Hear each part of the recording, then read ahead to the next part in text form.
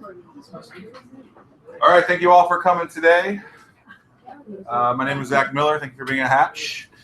So the idea today is that everyone's going to sit in this chair and tell their stories.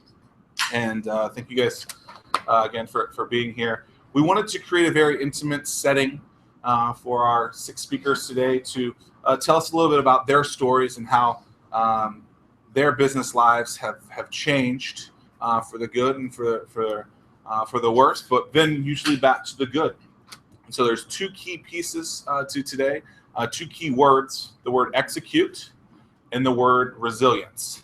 And so I've heard all the stories from today's speakers, and the reason I wanted this to happen today was because I've been lucky enough to hear their stories. I think it'd be great for you guys to hear them too, and find ways that you can grow your business off of them. And so be thinking about those words today: execute and resilience. And so each of you have a piece of paper in front of you. It's 2-sided. You'll look for the side that has Daniel on it first. And on it, there's a question at the top that says, what are your immediate goals? And so take a couple of seconds and write down 1 to 3 goals that you have right now. And then listen throughout the day, the next few hours. And then let's see if your goals change to the end of the day, if you have a more immediate impact on something that you can change right now. And so thank you to 80/20 for providing today's beverages with ice. And then also to 3-Way Cafe and to later Handsome Biscuit for some food as well. Both of those guys will be speaking in the 4 o'clock hour. So feel free to use your cell phones at any time today. Feel free to tweet, use #execute. We love cell phones. Use them as much as you want. If you have to get up to use it, it's the cost of doing business. You're not going to tick us off at all. And so a couple other things to be thinking about is we hear often in this region how if we just had something, our area would be better. Well, what you're going to hear today is 6 stories of people who are trying to make this area better. And I think we need to kind of change the way our thought process is and saying, we already have that. Let's embrace it and really champion what we already have. And so the idea of this came up at 6 o'clock in the morning. I was laying in bed saying, what are we going to do next? How have we come out and said we need to champion more business? We need to focus on our area's businesses and the culture. What can we be doing more of to really tell their stories and show people what's going on here? And so from 6 a.m. to 10 o'clock that morning, I was thinking of ways to do it. I send a quick note to Dave and I say, can you give me a logo? And then we launched at 10 o'clock that morning. And so very quickly, we sold a lot of tickets and we're able to put this on. We wanted to make it intimate so that the speakers and the people that are here can communicate with you guys at the end and throughout. And so we'll do 2 speakers, 30 minutes each, questions at the end or throughout, however they like. So they each get 30 minutes, and then about a 15-minute break, and then another hour, and then a 15-minute break, and then about a 30 to 40-minute social afterwards, all right here.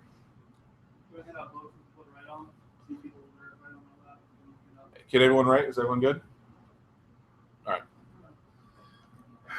right. And so real quick, speakers today, let's call everyone by their first names, just easier. Daniel, Jeremy, Judy, Chip, John, and Chris will be with us today. All 6 local entrepreneurs. Some of them grew up here, some of them did not. But they all have incredible stories. And I think you guys are going to be absolutely inspired.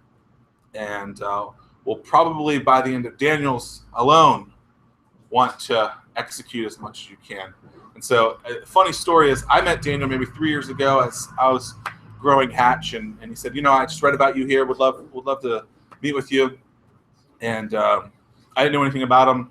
I was just trying to sell me something. And maybe he was. I don't even think we talked about sales in the meeting. What?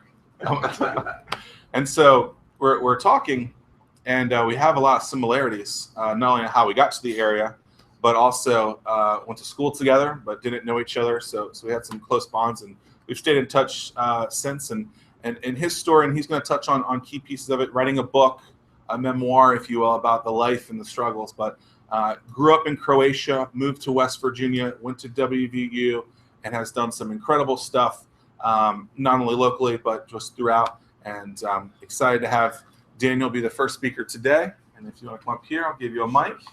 We'll do this. Make sure you sit in the chair. Do that. Put that in. And have a seat. Welcome, Daniel. How you guys doing? So, like he said, first off, I am from Croatia. I came to the United States in '95 as a foreign exchange student. So, if I say goofy stuff, I am foreign. This is my second language. Just be ready. You can laugh. You can do whatever. That's what my wife does. Second, I'm very passionate about, well, what I do, about my life and a lot of things. So if I get verklempt, don't worry about it. Just give me a second. I am, first off, and I'll start this way. Does anybody know where Croatia is? Yeah? All right, good. Most people are like, I have no idea. My father-in-law had no clue. He thought he was in Africa. I came right after the war. So Croatia was in the civil war from 91 to 95. Serbia attacked us, all this stuff, and actually fought in the war for a few months. And, when you think about life, think about everybody thinks or feels that they might have a second chance. For me, I'm living my dream, and honestly, it's a dream, because where I came from, I was a kid in Croatia. I lived in the capital city. Every summer I was spending my grandma's farm, with cows and horses and all that. And I'll tell you a story. When I was 7, my mom's best friends moved away to Australia, and they came back every year, and they had 2 girls, Julie and Susie, who were 2 and 4 years older than me. So we would spend summers together at our grandma's houses. And I met them with my wife about, this must have been 20 some years later. And my wife and I were there. And of course, my wife is American. She's a good West Virginia girl. She's got all her teeth. And the girls were obviously older, and they looked at Melissa and said, do you know that when we were 6 and 7 and 8, that he told us to speak to him in English because one day he was going to be in America?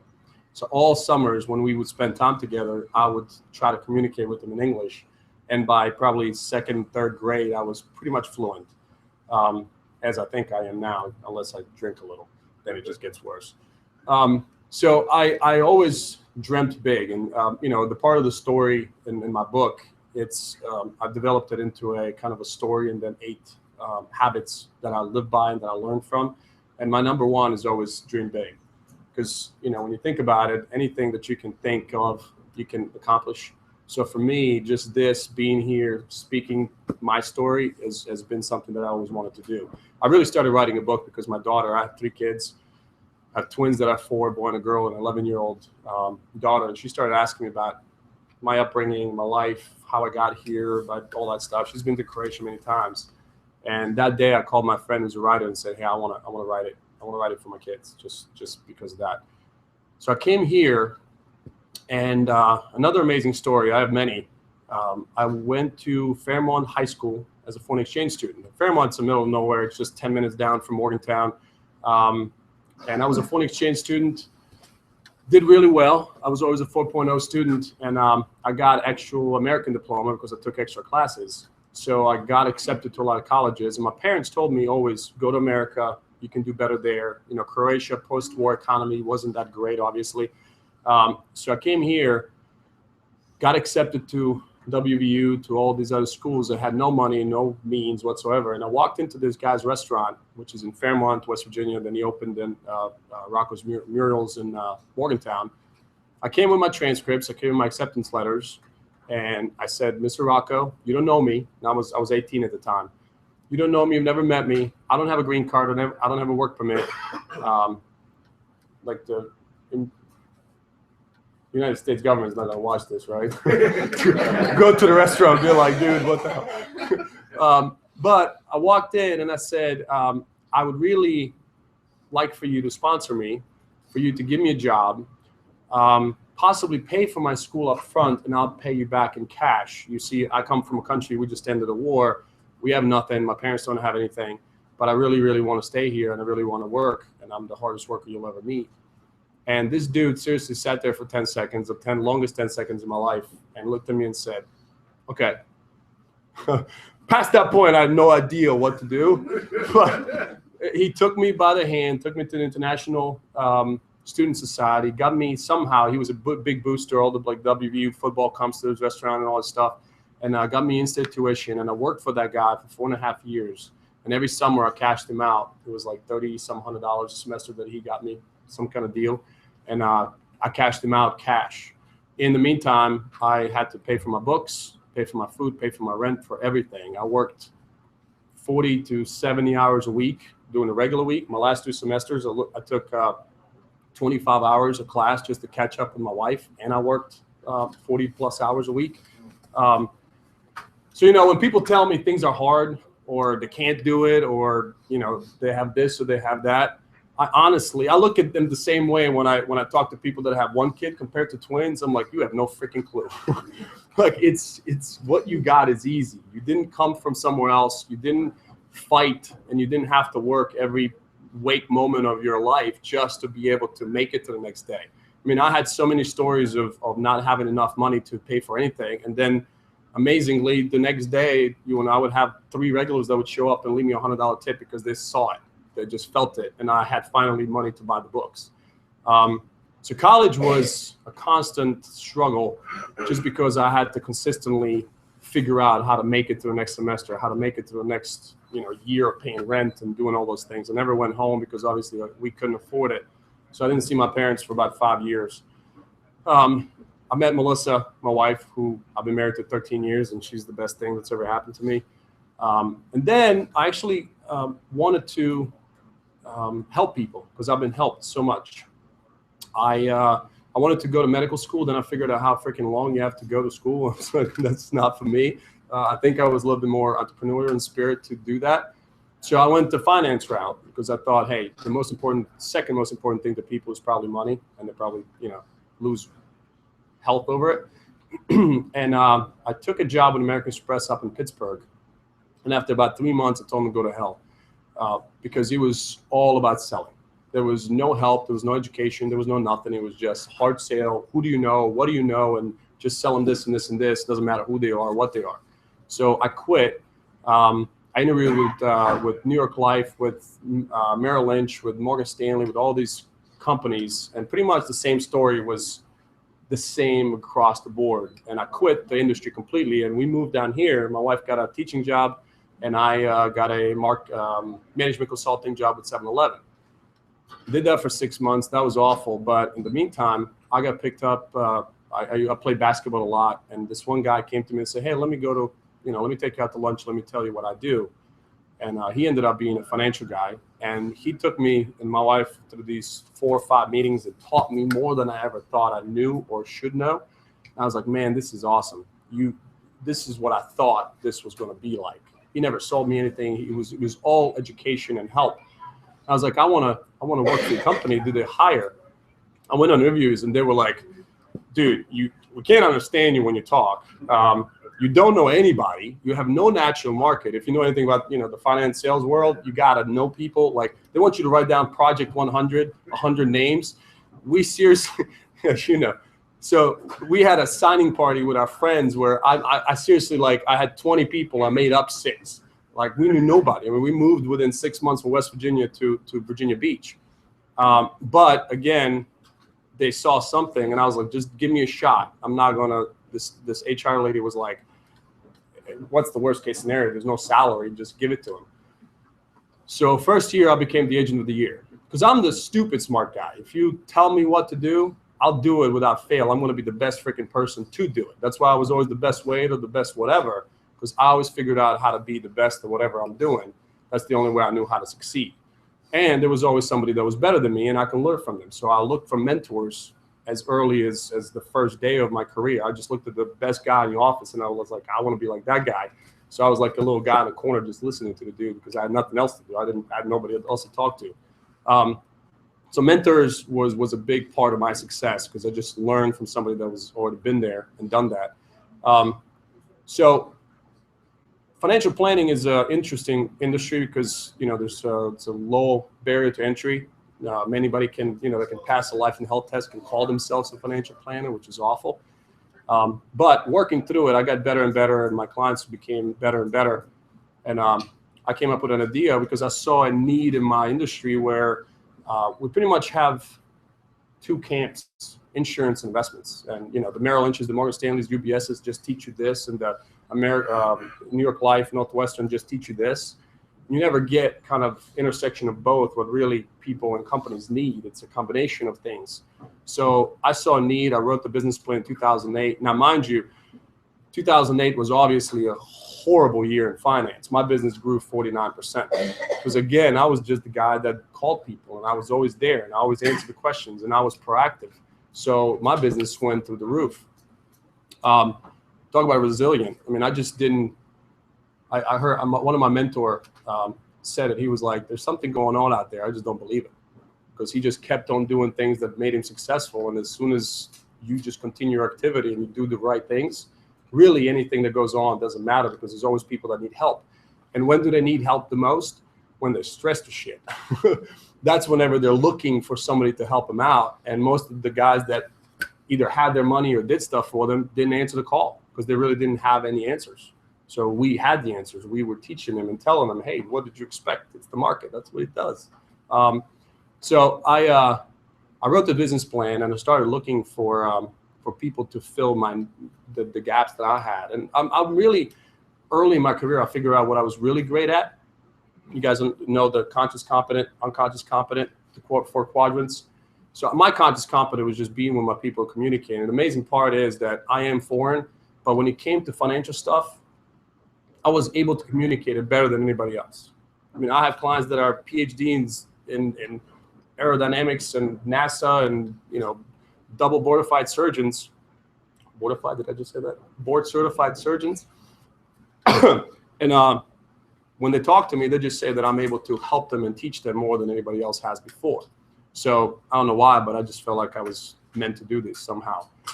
So I started the business. It was called the Opus Group. And the Opus Group name came from my wife actually saying, "You're the only person that's really excited to go to work on Monday morning." And I was like, you know what?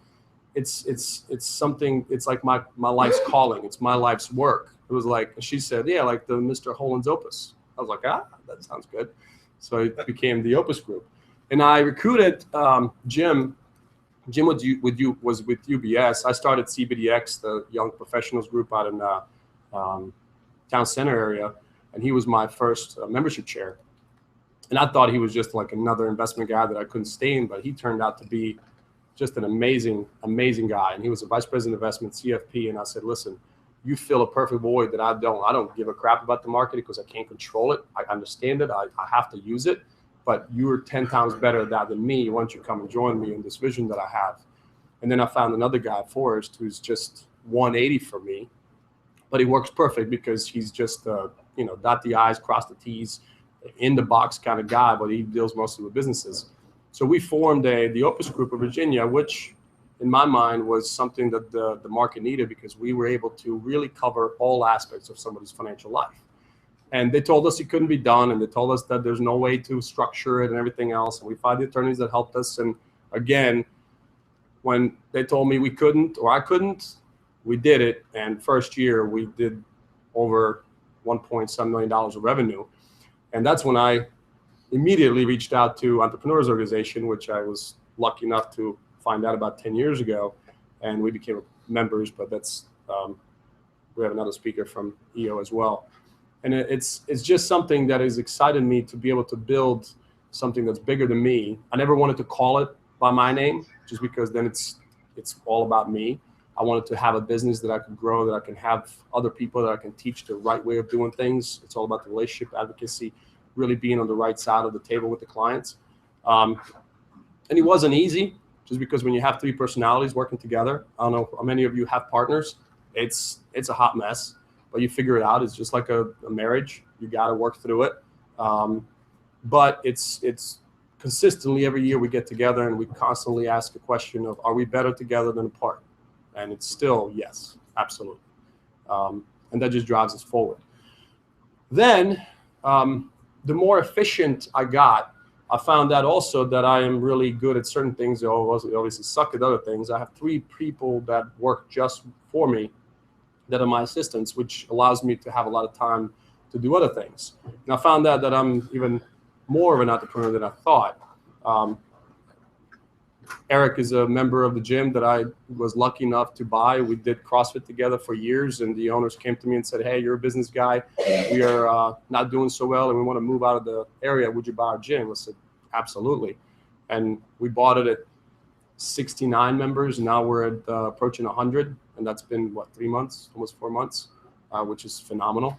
I always found that if you talk to enough people, share your goals, share your vision, share your dreams, it's amazing how many people can help you, because you'll be surprised at what somebody knows or who they know or what they know that will get you closer to that dream. I was just talking to Eric about his goal, and I was like, dude, you got to tell somebody, because if it's just yours, it's much easier either to not do it or internalize it and not really make it so strong. But if somebody sees you every day and goes, hey, you said this 2 weeks ago, how are we doing? How's it going? Whether it's business, money, relationship, whatever it might be, religion, it's much better, and it's probably going to happen faster if you share it consistently. My wife says that I'm the guy that first never met a stranger. Second, I'll tell them my life story all the time, because I feel like if I can help somebody think that they can with a thought they couldn't just by listening to all the crap I've been through and I still made it, dude, that's so much bigger than me, and I can help somebody else be able to make their dreams come true. That's my passion. That's why I started also writing the book, because I want to do motivational speaking. Because I feel like there's so many people that will be held down by the really perception of their reality and perception of what they can or can't do. I just don't have that. I teach the Navy SEALs. I go into Team 2, Team 4, Team 10, trade it. And those guys I get just because we always talk about risk and perception of risk.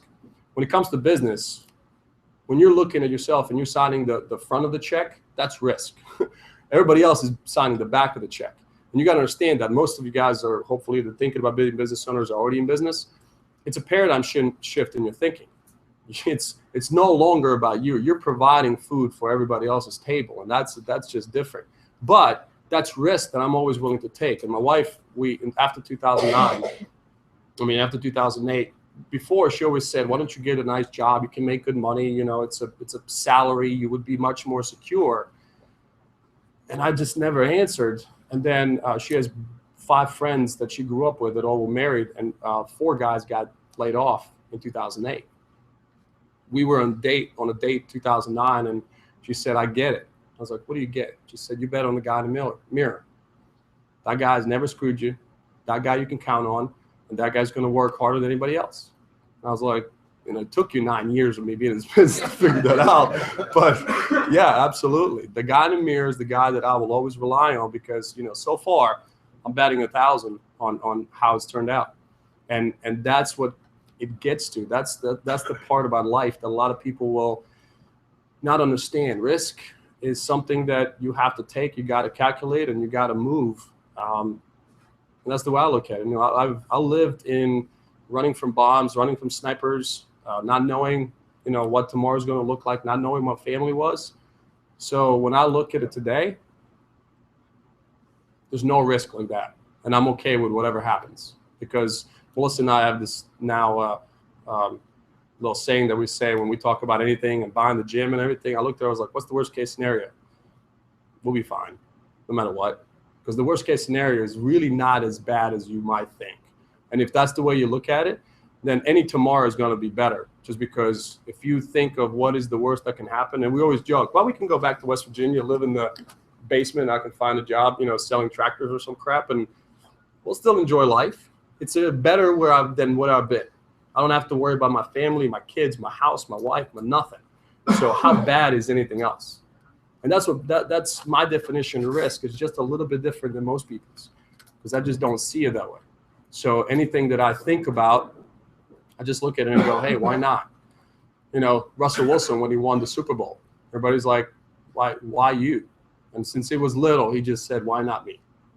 It's one of our guys in our gym teaches this mental chalk class, and he always talks about it's all between your 6 inches between your ears. success and failure. I failed, I think, but yeah, you keep getting up, you figure it out. One of the big things that's gotten me through a lot of stuff that I've been through is I understand the difference between the word why and how. You guys know what the difference is? When you think about any situations or talking to somebody, if they ask you why, what are you doing immediately? Defending? It's a negative response. You immediately have to defend. And if I ask you how, what is your brain immediately doing? Solve this. It's a solving problem thing. I have that in my office. And I highly encourage people that work for me, and I do it on a regular basis, 1 hour a week, just to sit down, shut all the world off, and just anything that you're dealing with, write it down, and then think about how to deal with it. Because it's amazing what your brain will actually come up with when you turn off all the crap and all the noise and all the stuff around you. Just think about what you're capable of. It's crazy. But those are the things, when things really got tough, I shut myself in the room. I put that big printed how on my wall, and I wrote down all my problems. And if something is made into action steps, it's not a problem anymore. Now it's a solution process. And as long as I hit these things, it's going to be solved. I don't have to worry about it anymore. Because the only thing I need to worry about is the stuff that I can control.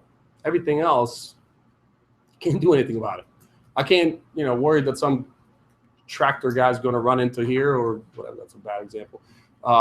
But maybe if I'm on the first floor, it wouldn't matter. It's my control. So I take my life in a way that I look at it and go, how much risk am I willing to take, and what does risk really mean? What can I control? How do I fix whatever I'm dealing with? And then how do I make my tomorrows better? You want to talk about adversity and pushing on. So last year was my best year of my career. Last year, in full disclosure, was shitty personal life. My father passed away, which was unexpected, and that took a lot of time. My grandma passed away about a couple of weeks later.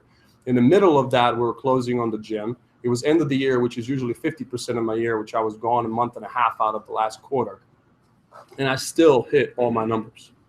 Just because I looked at it and I said, hey, listen, I broke down and cried, and I did the whole why me? And then I said, listen, it's how am I going to fix this? How am I going to go through it? How am I going to deal with it? And my dad thing really, really hurt.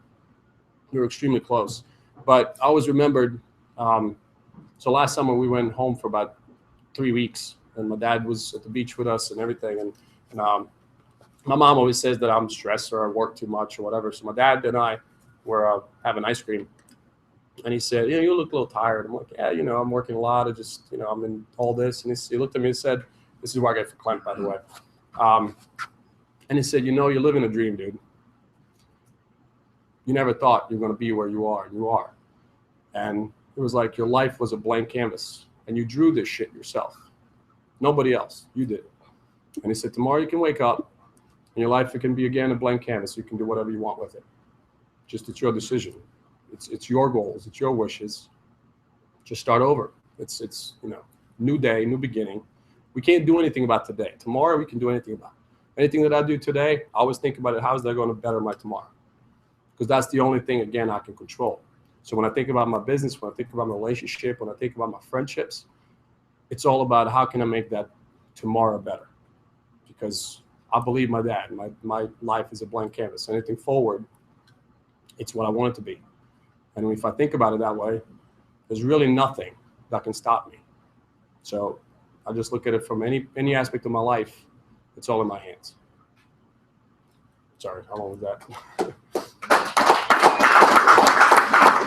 told you I get verklempt a little bit when I talk. What questions do you guys have?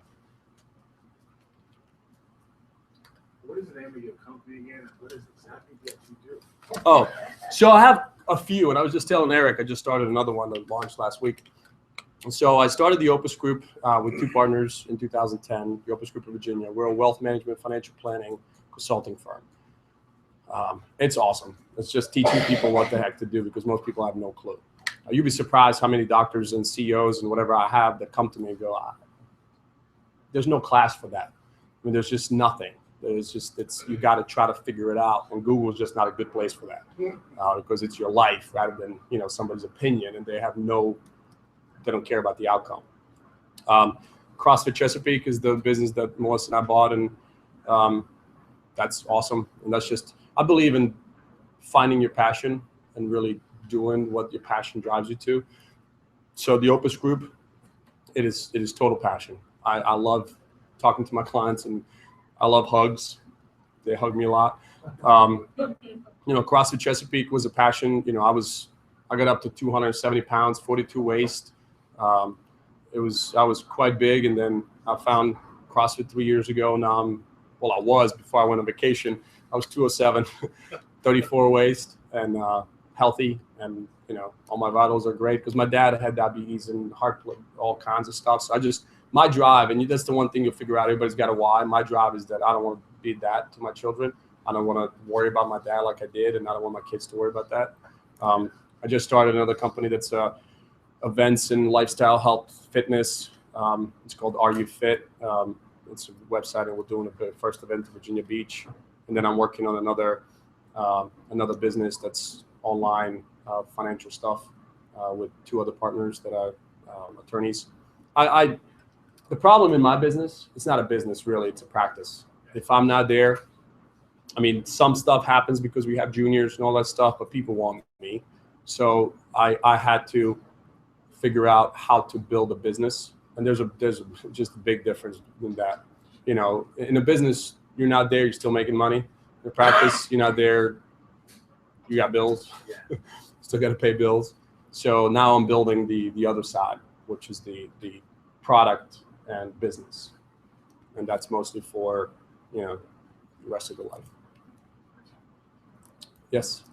As a young-looking fella in your business, how do you overcome the trust factor? Like a lot of folks, you're talking about CEOs, doctors, these are older folks that have built up their nest egg and their money and their income. Yep. And usually they have a tough time trusting a young fellow. What is this young whippersnapper know? That's a perception. How do you overcome that challenge and say, let me be the guy to direct you on where to put your money when they might be 20, 30 years older than you, and go ahead. So first is perception. I talk about that a lot. I do get asked to speak at financial conferences, just because it used to be my perception that I was too young to deal with older people. Everybody talks about you got a 5-year window, either older or younger, that you end up working with. So there's multiple things. I educated myself. Again, school was always easy, so I have a crap load of stuff behind my name. Second, it's passion that I speak with. Most of the time I care probably about their well-being, but more than they do, or more than they understand the need to. And third, I know that in any room that I walk into, I'll know more than 100% of the people there, and I can quickly express that and show that, because I have, our best example is Yale graduate robotics surgeon, lunch thing that we talked about, and the first thing he says, "What the hell are you going to do for me that I can't do for myself?" And about 3 questions, he was like, "All right, good point." He just didn't know what he didn't know, and I knew exactly what he didn't know. So it's one of those things where I can sit down with a CEO and have probably 3 or 4 questions that can shake him enough to call me in the morning and go, "You need to come back today." Gotcha. That's just product knowledge and confidence. Well, it's experience of what people don't do things because of product. They do things because of fear and pain. If I know how to push the pain, they're going to scream and they're going to move because nobody likes the pain. So I can talk to you for 5 minutes and I'll know exactly what your pain is. You probably didn't think about it as that, but I can push enough that, yeah, absolutely, you'll feel it. And once you feel it, immediately you want to get rid of it. So I just figured that out pretty early. I read a boatload. My understanding is that the more I can figure out a life through somebody else's eyes and through somebody else's experiences, it's just the less stuff that I have to experience myself. So when it comes to business, one of my mentors early enough told me, read psychology, don't read sales books. Because psychology will tell you how to deal with people and how to sell. Everything else is just mimics and stuff. So if you understand a person, body language, the inflection of voice, movements, all that, it's really easy to have a good conversation that will get you a lot further. Absolutely. I still get that, by the way. I'm 37. People don't think I'm 37, which is great. All right. Good? Thank you so much. Thank you, guys. Appreciate it. That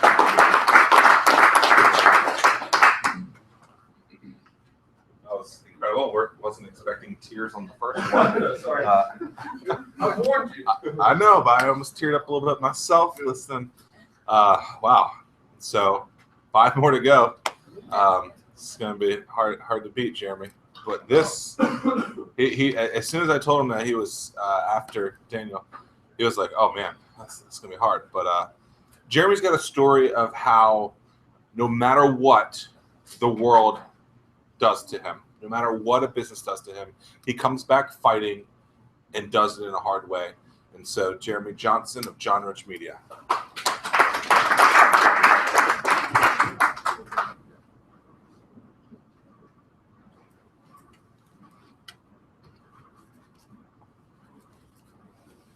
All righty. Good evening, everybody. Can everybody hear me?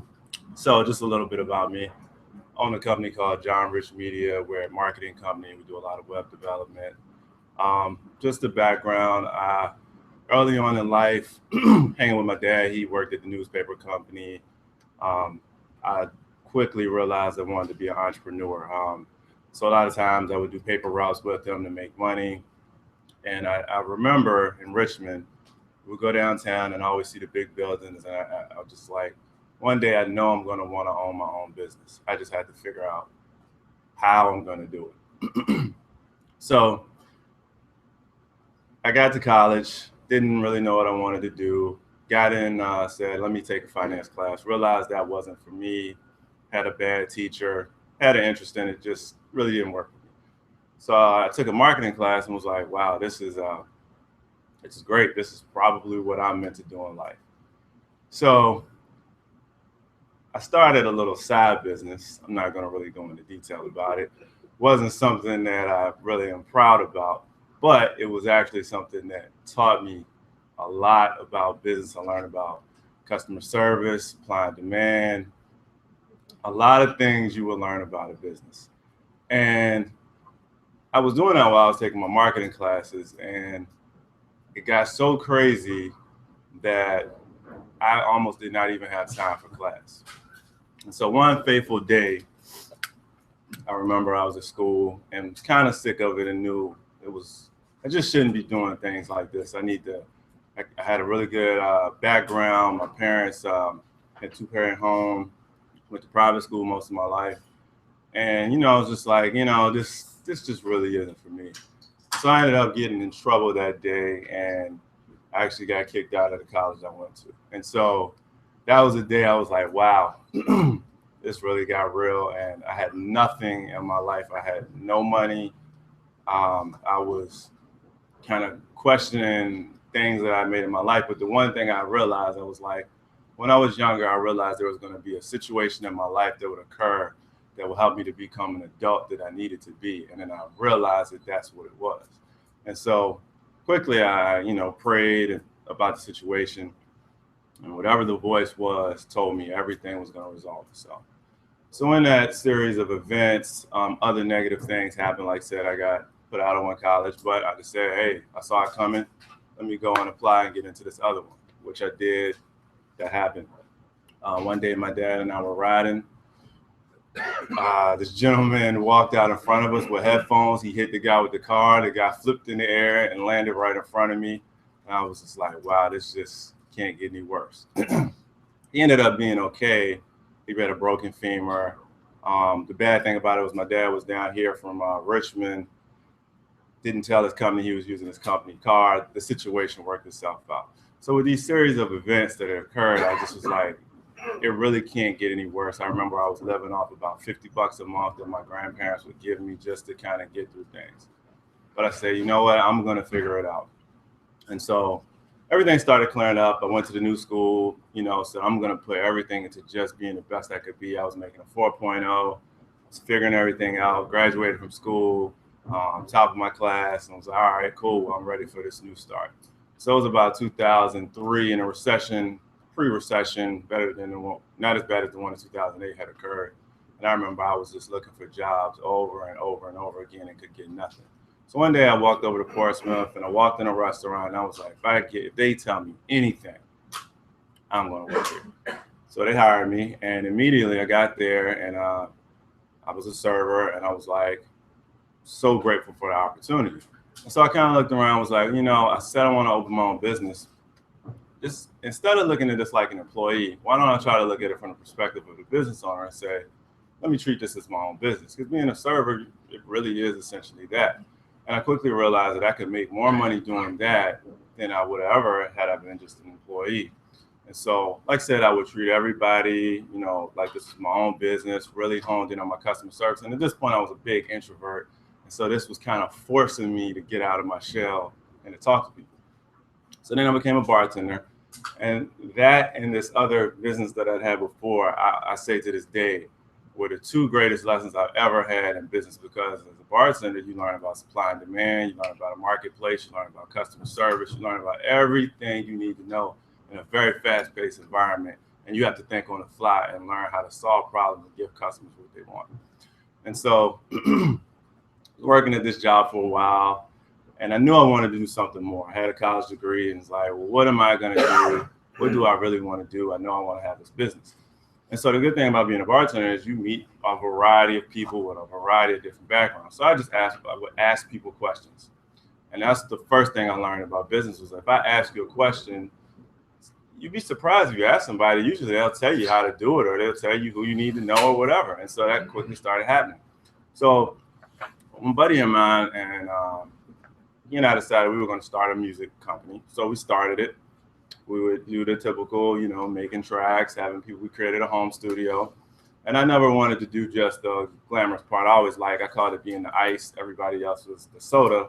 And when you put the two together, you have a nice combination. But if I knew the fundamental things, I would always have value. So that was what I always tried to do. So quickly I realized our stuff didn't sound like other people. So I said, well, what can I do to have a more professional and leverage my risk or minimize my risk by having an actual skill that I can use in the marketplace? So I ended up going to Norfolk State, and they had a sound engineering program. I looked, and there was a school called Full Sail, but they were going to charge me like $10,000 a year, and that would have been about 4 years. So I was like, I'm not trying to get more college debt. When I went and talked to people at Norfolk State, they said, well, we have the exact same thing, but you can do it probably for about $3,000. And so I said, cool. And so I changed my job schedule, took my time, went over there and paid all out of my pocket and got, got the education that I needed. And while there, they were my professors were the best I'd ever seen. They'd given me their cell phone number. They would let me use the studio and almost operated, do side sessions as long as I helped to pay for anything that needed to happen in there. And that also helped me to kind of hone my skills. Problem I started encountering with a lot of people was a lot of people just don't take things as seriously. So I was glad I hedged my risk. So I said, well, this isn't really going to be sustainable. What can I do to make myself more sustainable? Well, I knew I liked marketing. I had the sound piece, so maybe I should learn video. So one day I'm back at my job, bartending, and I talked to this guy and said, hey, I really need to learn how to add video to what I'm doing. And so he said, I know the perfect guy. He works over here at the school system. So I got his number, called him the next day, said, hey, I don't want any money. I just want to come there. You show me how to do it, and I am good. So I go there day one. He was a nice guy. He would kind of be hard on me, which was good. But told me on day one he liked me. He saw I was trying to work hard. And he said, well, if you can come here, be here about 6 months, probably, and you learn how to do graphics, we could probably get, find you a job. So I said, cool. All right. So got in, was doing that. There was actually another TV show opportunity that came up that was being taped in Portsmouth for this teen show. And I saw that as another opportunity to go volunteer and learn video and teach some students the audio skills that I had. So I was doing both. And at this point, I was really excited. I was getting hands-on experience. I was using my audio skills. I was learning video. I was helping people, and I was really like, okay, this is moving forward. And in both situations, they would either tell me they would help me on outside projects, or in the situation with the kids show, he would even let me use the equipment and kind of do some side stuff. So I was like, all I need ever is an opportunity. If someone gives me an opportunity, I'm going to make the best out of it and try to achieve whatever goal I have. And so everything was going well, minus the fact that I was getting about 1 hour of sleep a night because I would go work at the kids show. I would go work at the school system, go work at the kids show, and get about an hour of sleep, do that all week. And on the weekends, I would do the bartending thing. And it was really catching up with me. But it didn't matter because I was getting the skills that I needed. And I had a side business that was starting to grow. So one fateful day, I was working at school systems about 2008. And they said, we're going to have layoffs. And guess what? You're going to be one of the first people to go. And I was like, man, this is pretty horrible. And so I said, really, I'd gotten hired. I learned the graphic skills. I said, okay, well, I just need to be able to replace that income. And so I ended up getting laid off. And within about a month, with this new time I had, I was able to find the same amount of customers just from using my skills I learned as a bartender, learning what people wanted. I was able to go out there and find customers and replace the income. Also, so that was going well. Everything was going well. I finished school. Like I said, I had this business. It was going pretty well. I did something dumb at the restaurant job, and they had to end up letting me go because it was more so I got in a disagreement with a manager. Now, what Zach's talking about, so at this point, I had none of my jobs, and it was all dependent upon me. But I wasn't scared because I kind of learned, I'm a person that enjoys the risk. I'm a person that enjoys doing things the unconventional way.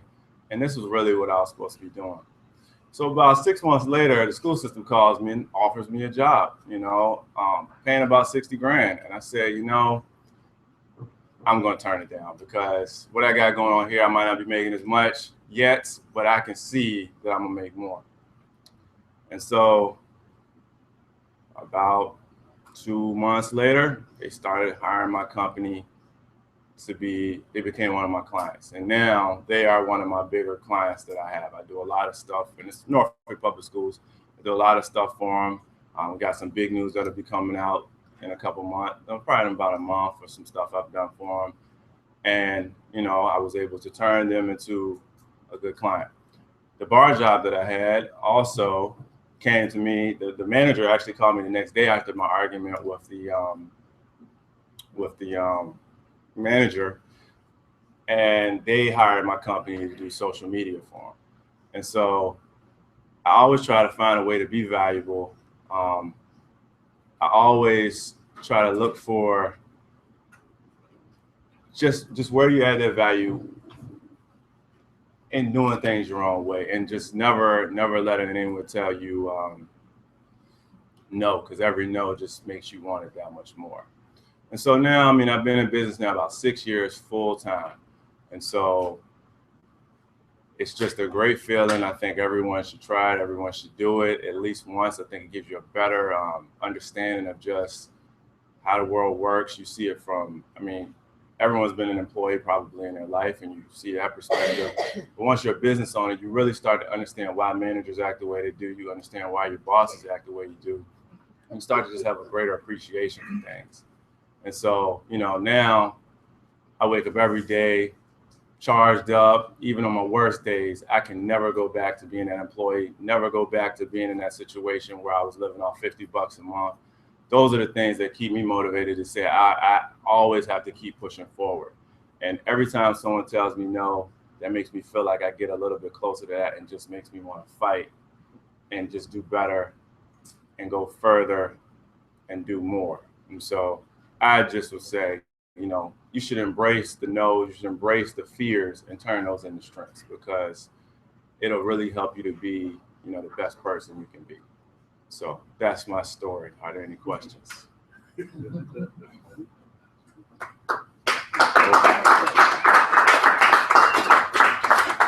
Questions? All right, we're going to take a 25-minute break. So feel free to discuss with Jeremy their initial stories.